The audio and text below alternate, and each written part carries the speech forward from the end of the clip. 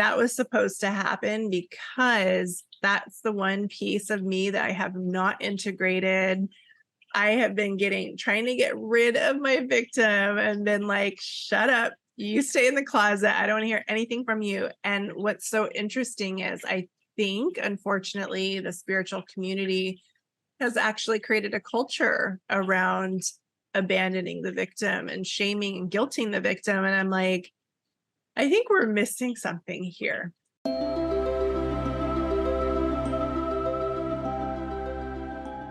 Welcome back, Envisionaries, to the Dream into Being podcast, where mind science, transformational psychology, and magic all merge into one. If you're ready to dream again and transcend the inertia of what you've known, then I invite you to join me, your host and Envisioneer, Kat Divine, in expanding the boundaries of your own Fantasia by remembering that you are the master you've been waiting for.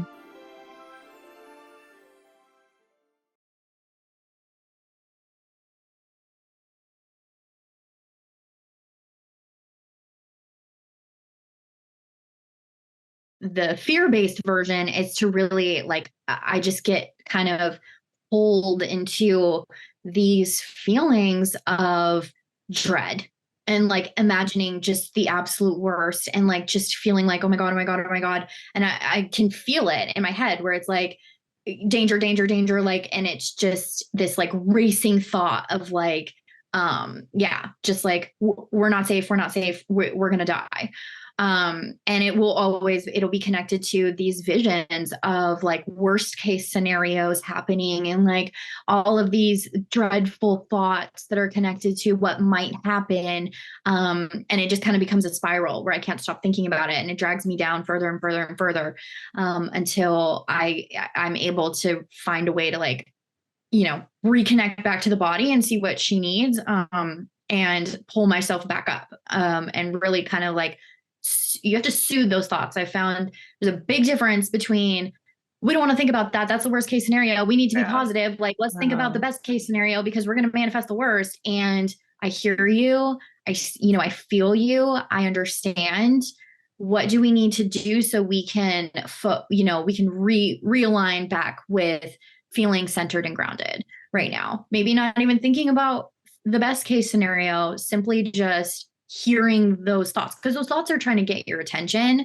The more we try to stifle them, the louder they get because they need to be heard and they need to be loved. It's like the inner child who's crying and asking for help, right? And asking for you to love her. And you're like, shut up. And she's just going to cry louder, right? Because she needs to be soothed. And so we have to just, sometimes it's just I don't want to say easy, but as simple as listening and hearing and saying, I understand, I love you. We will find a way through this. I don't know what that's going to look like. I have no idea. I'm open to all solutions, but in this moment right here, I am sitting here. I am safe. Yeah, I'm okay. That's amazing. And this is it's such a perfect connection to something that I discovered recently that was really hilarious.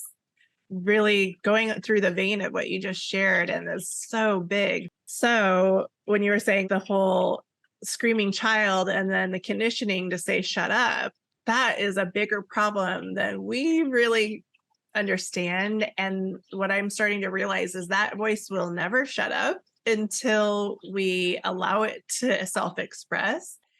And what was so fascinating to me, this all just clicked maybe a month ago. And I was on this coaching call I had hired somebody to coach me. And it was so hilarious, Emma.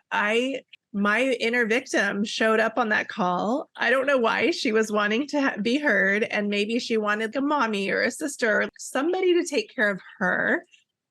And that's who started speaking on the call, was my victim. And it was so funny because I'm like, where did that come from? I don't usually show up like that. And the girl was so cool about it. She was like, okay, I'm hearing a lot of shadow. And so she was bringing my attention to that I was showing up that way, not shaming me, which was so cool. But I got off the call and I felt awful. I cannot believe I just paid somebody to turn myself into a victim and complain and whine. And I'm like, what was that all about? And it took me a few days to get it, that was supposed to happen, because that's the one piece of me that I have not integrated. I have been trying to get rid of my victim and been like, shut up. You stay in the closet. I don't want to hear anything from you. And what's so interesting is I think, unfortunately, the spiritual community has actually created a culture around abandoning the victim and shaming and guilting the victim. And I'm like, I think we're missing something here, because if our victim is the powerless part of us, then being in a dual reality universe, that means that our victim is connected to the limitless, powerful part of us. And if we are not willing to talk to this part, we have no access to this one, since they're so connected. And I don't know, something in me changed. I remember even feeling triggered by other people's victims, mostly family members. I couldn't understand why I was so reactive to their victims. And I was like, oh, wait, our victims were victimized, you guys.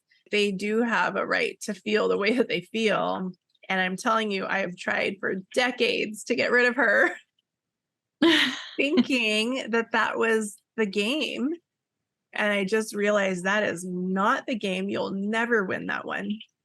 And instead, it's doing what Emma was just sharing, that it's about embracing that part of us and giving that part of us a voice. And they will find a way to speak, whether we like it or not, right? So we may as well do it consciously and actually get some guidance from them, because I think what they actually are is our voice of what we want and need.